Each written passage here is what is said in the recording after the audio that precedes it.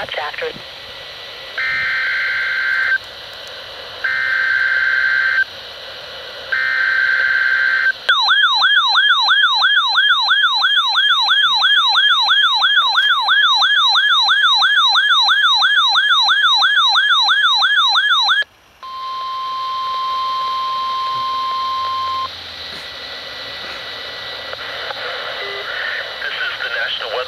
Office in Portland, Oregon.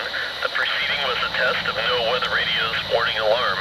Tests of the receivers are normally conducted every Wednesday